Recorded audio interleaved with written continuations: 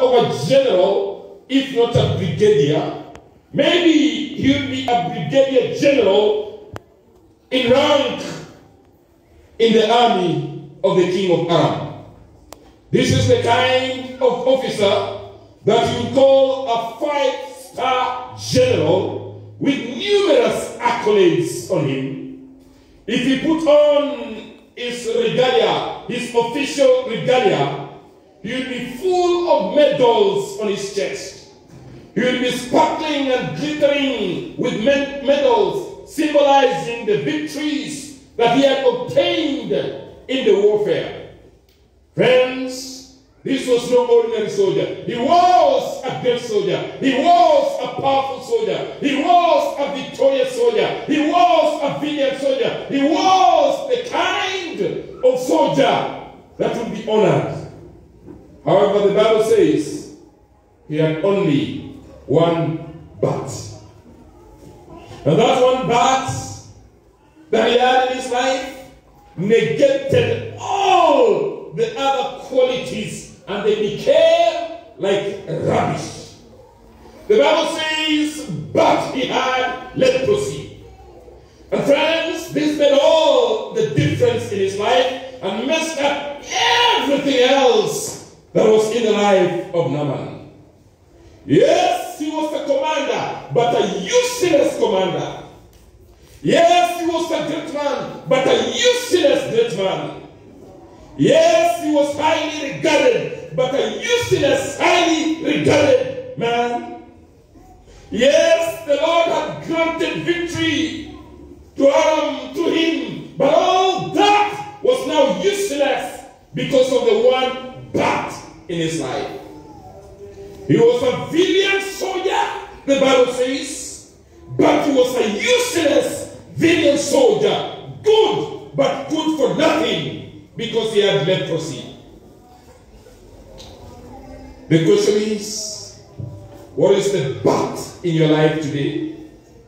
What is the but in your life today that negates all the qualities that God has to say about you? What are the buts in your life that messes up everything that is good about you? They say he's a good pastor. That pastor preaches so well, but he's proud. Yes, that is a choir. The choir sings so well, but they're immoral. Yes, he's a good church elder, a very good church elder, but he does not return tithes and offerings. Good, but good for nothing. What is the but in your life? She is a good deaconess, but she's a gossip. Gossip. Everywhere she goes, gossips. What is the bad? He's a good pathfinder director, but he loves money. He loves money. She's a generous woman, very generous, but she's a witch. She's a terrible, generous woman. What is the bad in your life this morning? He's a hard-working gentleman, but he's selfish. And that negates every good thing that can be said about you. She's a good women ministries leader, but she's quarrelsome. What is the but in your life? What is the but in your life this morning? What is the but in your life today that destroys all the good qualities that can be said about you? What is the but that ravishes everything in your character and your life until you become good, but good for nothing? Today, my brothers and sisters, unless you hand over that but to Jesus, you are not safe. You are not safe as long as you keep and cherish the but that is in your life. That's why today we must strive to hand over that but to Jesus, because it destroys our relationship one with another, and it destroys our relationship with the Lord. For Naaman, it's clear. His but was leprosy. And this leprosy made sure that it erased all the good things that could be said about Naaman. Let me assure you, it does not matter how many buts are there in your life. There is a solution in this camp meeting today.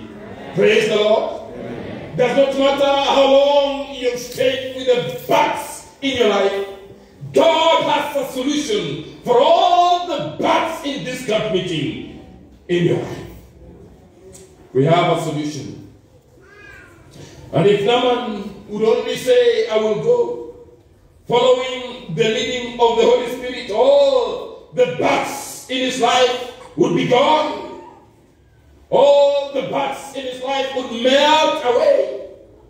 Because the solution to the buts is simply, in the words of this camp meeting, by simply saying, I will go, following the leading of the Holy Spirit, and all the buts are melted away. And so this slave girl, this teenage girl, this young girl, comes to her mistress and says, if only my master would go and see the prophet who is in Samaria, he would be cured of his leprosy. My take is, if only Naaman said to this slave girl, I will go, period, the problem is solved. The problem with Naamans of today is that we don't want to say, I will go. We don't want to follow the Holy Spirit's leading. We don't want to go following the leading of the Holy Spirit. That's why we cannot be cured of our leprosies. That's why we cannot be cured of our bats. That's why we cannot be cured of our gossips. That's why we cannot be cured of our selfishness, our immorality, our greed, our witchcraft, our love of money, our pride. They cannot go because we simply don't want to say, according to the leading of the Holy Spirit, I will go. And so in this story, my Bible tells me that Naaman went to his master. Naaman went to King Ben-Hadad II and told him what this young lady had suggested. Thank God, the king accepted. And he said to Naaman, by all means go. Go, Naaman, go. By all means, Naaman, go. Go. Go, Naaman, go. By all means, go. He even sent Naaman with a letter to the king of Israel. And Naaman went and gave the letter from King Ben-Hadad to King Joram of Israel. The Bible tells me that King Joram received this letter from King Ben-Hadad. And he tore his robes. He said, am I God? Can I kill and bring back to life? Now, according to King Joram, he thought that Ben-Hadad was just using this as a trick, as a plot, in order to start a fight with Israel. He did not understand what was going on here. He did not understand. That's why he tore his clothes in anguish as a king. He reduced himself as a king because he did not understand what was going on. Thank God somehow the message got to the prophet Elisha. And when Elisha learned that the king had torn his robe in shame, Elisha said, make the man come to me. He said that Naaman should go to him. He said, make the man come to me and he will know that there is a prophet in Israel. He said, make the man come to me and he will know that there is a God in Israel. There is a God who created the heavens and the earth. There is a God who created all of us. There is a God who is able to cure leprosy. Amen. There is a God who is able to erase all the bugs in our lives and give us a new beginning. Amen. There is a God in this camp meeting here today. There is a God. There is a God. So Elisha says, make the man come to me, and he will know there is a prophet in Israel. There is a God in Israel. When you go to chapter 5 and verse 9 of 2 Kings, the Bible says, so Naaman went. Hallelujah. Amen. Hallelujah. Amen. Hallelujah. Amen. So Naaman went. He went with his chariots and stopped at the door of Elisha's house. You see, Elisha called for Naaman. And Naaman said, I will go following the leading of the Holy Spirit. And Naaman actually went with his chariots following the leading of the Holy Spirit. And he stopped his chariots at the door of the house of Elisha. The Bible says Elisha sent a messenger to him. Elisha sent a messenger to say to him, go wash yourself 7 times in the Jordan, and your flesh will be restored, and you will be clean. Naaman. At this point in time, I wish Naaman simply said, I will go. I wish Naaman simply said, I will go and wash in the Jordan 7 times. I wish Naaman simply said, I will go following the leading of the Holy Spirit. I wish Naaman said, I will go according to the word of Prophet Elisha. I wish Naaman said, I will go as the Holy Spirit is prompting me. But my Bible tells me that Naaman did not. He did not. He did not. The Bible tells me in verse number 11, but Naaman went away angry. Instead of saying, I will go, he went away angry. Many of us, like Naaman, have been going away angry. Many of us, like Naaman, have been going away disappointed. Many of us, like Naaman, have been going away without having a solution to our leprosy, without a solution to our problem. Why? Because we do not want to go following the leading of the Holy Spirit. Many of us, like Naaman, when we are confronted with our situation, instead of turning them over to the Lord, we go away angry. When we are told to support the camp meeting expenses, we go away angry. When we are told to buy books in our camp meetings, we go away angry because we don't want to do that. When we are told to return tithes and offerings, we go away angry because we don't want to be faithful in our tithes and offerings. When we are told to support God's work, we go away angry. Even if it is for our own good, we still go away angry. And Naaman left, he went away angry. And this is what Naaman says. I thought, and many of us think. Naaman says, I thought he would surely come out to meet me and stand and call on the name of the Lord his God and wave his hand over the spot and cure me of my leprosy. But that did not happen. Elisha did not even bother to come out of the house and meet Naaman.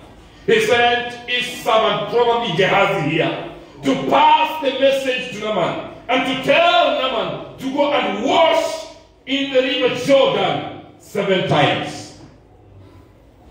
Perhaps Naaman was thinking that the God of Israel would cure him of his leprosy using magical charms by waving of the prophet's hand over the spot of leprosy, just like the magicians of Samaria would do. But listen, beloved, God is God. God is not man.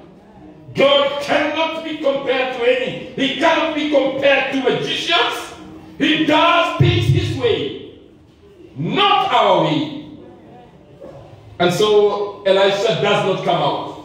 He sends Gehazi to go and talk to Naaman, a 5-star general, and yet he does not bother to come out of his house and meet this general. He sends a servant, he sends a messenger, he sends a simple person to go and talk to the general. Naaman could not understand. Just like many of us here don't understand. We want to be saved, but we want to be saved our way. We want God's help, but in our terms and our conditions. We don't want to simply take the instructions from God, as it were. We want to instruct God on how He should sort us out. We want to instruct God on how He should sort our situations. But beloved, God is God. God is not one. His ways are different from our ways. His thoughts are different from our thoughts. We must let God be God in this camp meeting. And so when God tells Naaman to go and wash in the river Jordan, all he needs to do is to simply go. All Naaman should say here is, I will go. I will go following the leading of the Holy Spirit. This is not the time to start arguing with God. This is not the time to start rationalizing on the things of God. This is not the time to use your human logic to understand the things of God. This is the time to go.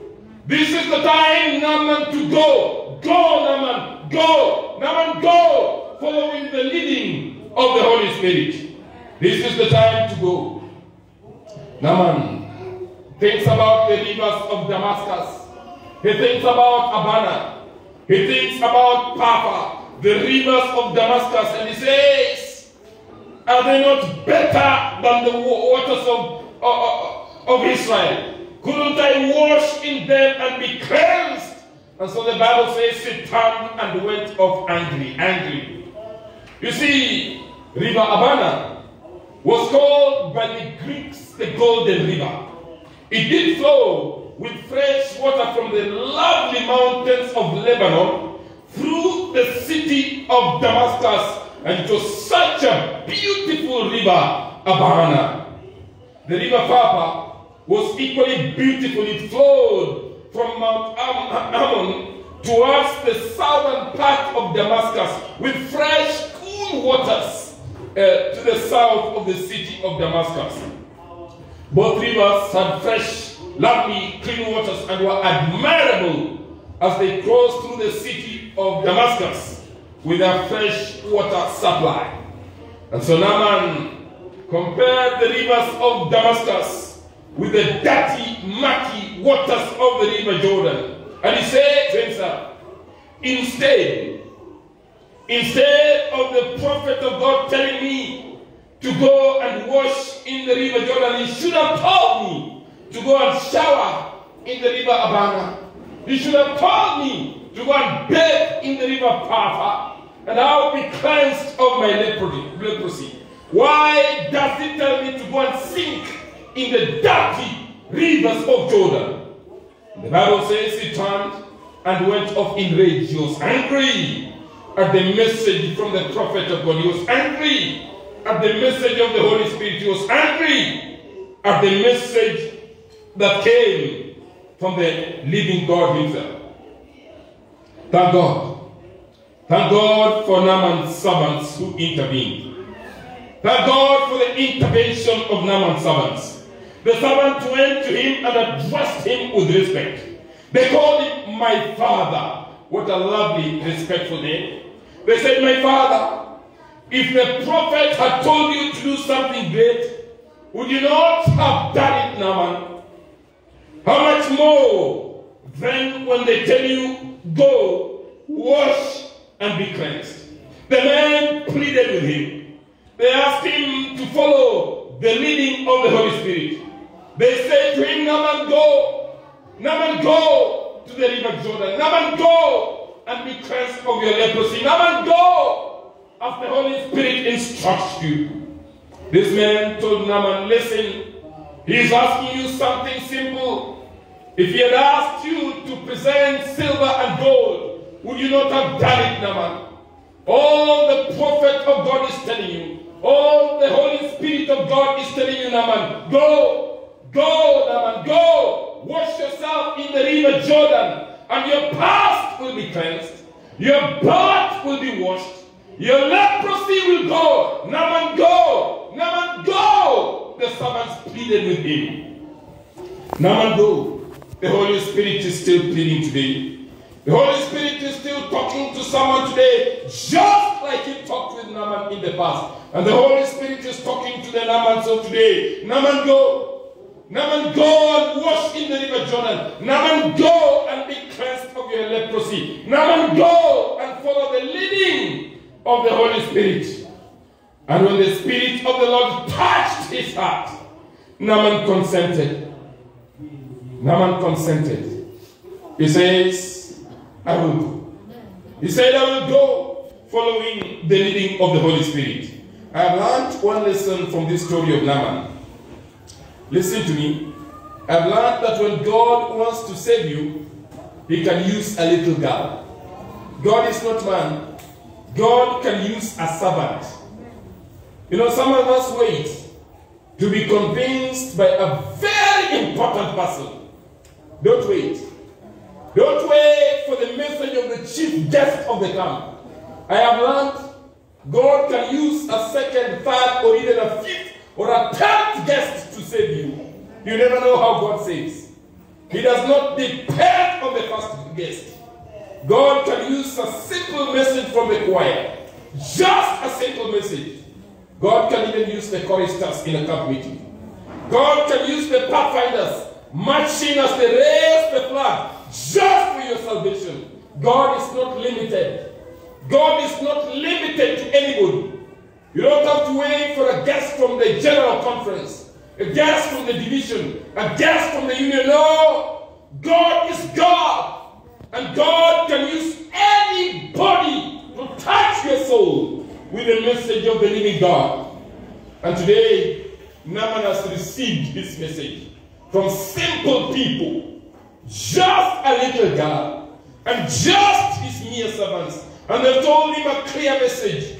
They are not deep in theology. They don't understand Greek and Hebrew. And all they can simply tell Naaman is one word. Naaman, go. Naaman, go. Naaman, go and be cleansed of your leprosy. Naaman, go and dip yourself in the river Jordan. Naaman, go and get a fresh beginning today. Naaman, go. That's all that these people can say. And that is sufficient. That is just sufficient. God can use simple things and simple people to make us understand the things of God. Listen, beloved, when God speaks, just go. Don't begin to ask questions. Who is he? Where does he come from? What is his qualification? What does he know? What has he done? Where has he served? That does not matter. When God says go, you simply listen and take the word of God and go. And when the Holy Spirit finally touched Naaman's heart, he said, I will go. He said, I will go, following the leading of the Holy Spirit. Naaman said, I will go and wash in the river Jordan. Naaman said, I will go and do as I have been instructed by the man of God. Naaman said, I will go, following the leading of the Holy Spirit. Go with me to verse 14. The Bible says, so he went. Hallelujah. Amen. Hallelujah. Amen. I love to hear these words. The Bible says, so he went and dipped himself in the Jordan 7 times as instructed by the man of God. Let me tell you something, friends. Many of us probably have not understood what happened when Naaman decided to go. When Naaman decided to go, it meant that he had to put aside so many things in order to go and dip himself in this river Jordan. Because he knew at this point in time that he's going and dipping himself in this river is going to make a whole lot of difference in his life. And for that reason, he had to put aside so many things. And this is clear from this story. Look at Naaman. Look at Naaman. Before he goes to the river Jordan, he had to put aside his pride. He had to put aside his pride in order to dip in the river Jordan. He had to put aside his position. His position as a commander did not matter anymore in order for him to dip himself in the river Jordan. He had to put aside his accomplishment. All the accolades that he had been given had to be put aside. He had to put aside his power in order to listen to the instructions from a little girl, from a mere servant. He had to put aside his power and get help. He had to put aside his title. His title did not matter anymore. He had to put aside his wealth. His wealth was inconsequential at this point in time. He had to put aside his relations because all this could not help. He had to come to the point of saying to himself, I will humble myself. I will humble myself and go. I will humble myself and go down into the river Jordan, following the leading of the Holy Spirit. I will go and dip myself in the Jordan 7 times and cleanse myself of this leprosy. I will go and allow God to take charge of my life. I will go and let go of my past and let God take over. Naaman said, I will go. He decided to put aside the past. He decided that he'll have a new beginning. He decided that from today henceforth, life is not going to be the same again. He decided that he's making this decision once and for all. Naaman went. When he went into the river Jordan, he dipped himself in the Jordan once and he came up out of the water. Nothing happened. Nothing. You know, some people thought that as he was dipping himself in the Jordan, the leprosy was going slowly by slowly. No. It didn't happen like that. When he dipped himself in the Jordan and he came up out of the water, he still had his leprosy 100% intact. Not even a taint of leprosy had gone.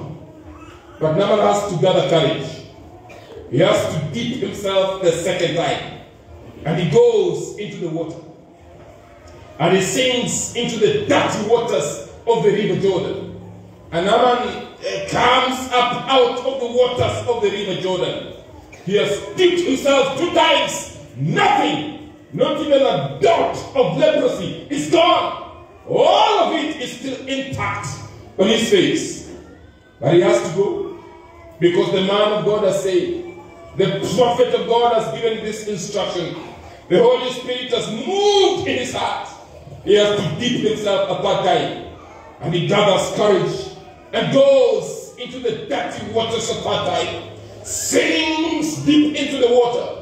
And then Naaman comes up out of the water. 3rd time. No leprosy gone. Not even an iota of leprosy is gone. His face is still full of leprosy, just as it was when he dipped himself the 1st time. But he still has to go. He has to go the 4th time. The 4th dip, nothing happens. He dips himself the 5th time, nothing happens.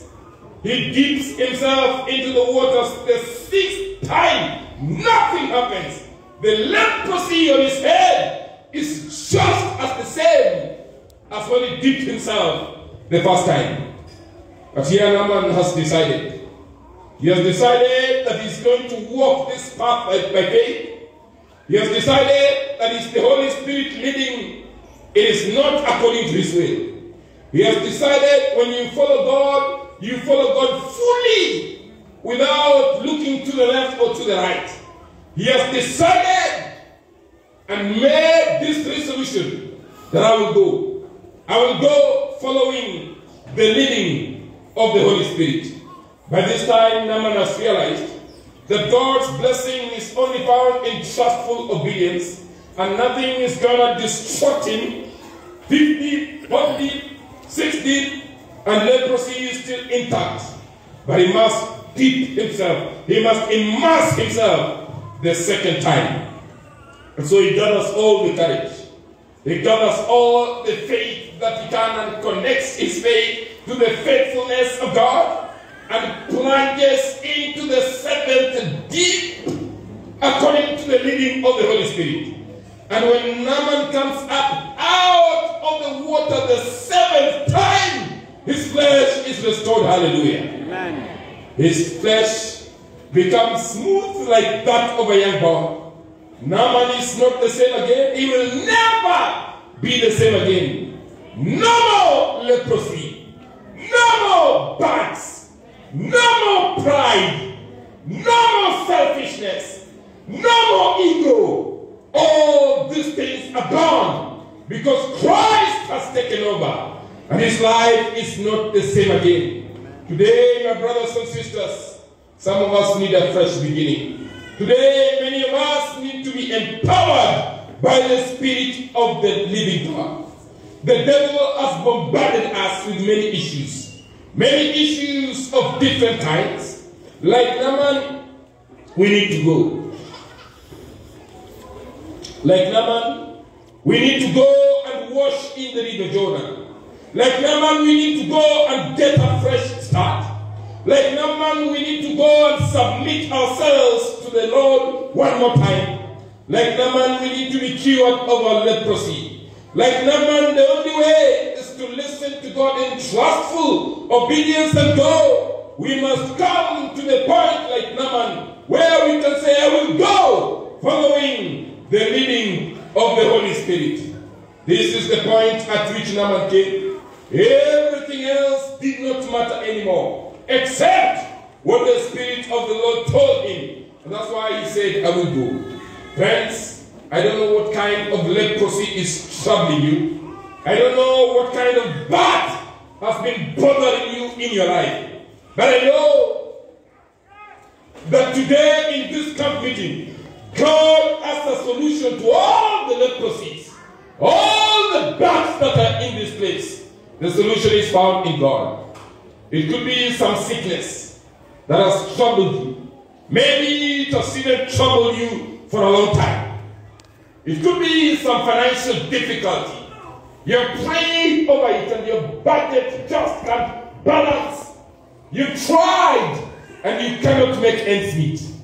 Maybe it's your relationship with your husband, with your wife. You've prayed about it, you've gone for counseling, you've sought help left, right, and things just can't work out. Today there's a solution. Maybe it's your relationship with your children. Things are not the same again. And you've sought help and you've talked to God about it, you've talked to friends about it. You need a final solution about this situation. Today, my brothers and sisters, God himself is speaking to us in this community. And just like he told the Naaman wall, he's telling us the same thing today. Naaman go. Naaman go. Naaman go and dip in the river Jordan. Naaman go and get your leprosy fixed. Naaman go and be cleansed. Naaman go and get your back handled. Naaman go, there's a solution to your situation. Naaman go, just put aside your pride. Just put aside your ego. Just humble yourself, Naaman. Naaman go. Naaman go. There's a solution. It doesn't matter whether this message is coming from a little girl. It doesn't matter whether this message is coming from a corner from which you did not expect it to come. But still, Naaman, the Holy Spirit is pleading with you. Naaman, go. Go, Naaman, go. Get yourself cleansed in the river Jordan. Get your leprosy washed away in the river Jordan. And life will not be the same again, Naaman. Life will not be the same again. Today, my brothers and sisters, we want to allow the Holy Spirit to lead us, the Holy Spirit to guide us, the Holy Spirit to show us how to go, where to go, that we may be cleansed, that we may be fixed, that our problems may be solved. After struggling, after trying all the other means and failed, the only solution Naaman is found in going. And so at the end of this camp meeting, there is only one thing the Lord is asking of each one of us, that we may respond to his call. And God has been calling on Monday, Tuesday, Wednesday, every day until this final day. God has been calling. And he's still calling us now. And all that God wants to hear us is to respond to his call. Just like Isaiah responded and said, here I am, send me Lord, I will go. God wants to hear us say, I will go. God wants to hear us respond to his call, the Naamans of today, and say, I will go, following the leading of the Holy Spirit. I don't know about you, but I know there's a solution to all our leprosies. I know there's a solution to all our problems. I know there's a solution to all our challenges. In this camp meeting, God himself has come down to minister to us. God himself has come down to our situation. God has come down to solve our issues. God himself has come down to meet our needs according to his riches in glory. That's why the Spirit of the Lord is inviting us. And I want to extend this invitation to all of you. Not knowing what your situation is, but I know that God knows your situation. I don't know what your leprosy is, but I know God knows your leprosy. I don't know what your bat is, but I know God already knows what your bat is. I know God is willing. God is ready to handle it. God is more than willing to take care of your leprosy. He's more than willing to take care of your bat. He's more than ready to take care of your problem in this camp meeting. If only you will go to him. If only you will accept to go. But many of us, like Naaman, are hesitant. We turn away from God. We turn our backs on God. We turn away from God's calling. But God is calling us in this camp meeting. He's simply saying, Naaman, go. Naaman, go. Go, Naaman, go. And get your leprosy fixed. I don't know your issue. But I know God is calling, and I want to extend this call to you now. Revelation chapter 22. Revelation chapter is number 22, and the verse is number 17. Revelation chapter 22, the verse is number 17. The word of God says, the Spirit and the bride say, come, and let him who hears say, come. Whoever is thirsty, let him come. Whoever wishes, let him take the free gift of the water of life. Hallelujah. This is the call from God. This is the call from God to each one of us, the Naamans of today, to you and me. The Spirit bids us come. The bride says come. Whoever hears, let him come. Whoever is thirsty, let him come. Whoever wishes, let him come and take of the free gift of the water of life. This is not a forced situation. It's based on pure willingness. In as much as you're willing, God wants to take care of your issues. In as much as you're willing, God is more than willing. I invite you, my brothers, to stand now so that we can get ourselves in the mood of prayer as we allow God to take care of our issues now. For no one else can take care of our issues the way God can take care of our issues. I don't know what's your leprosy. I don't know what's your bat. I don't know what's your situation, but I know God knows your situation. If there is anybody in this congregation, if there is anyone in this congregation who says, I have a situation, whether it's a sickness, whether it's a financial situation, whether it's a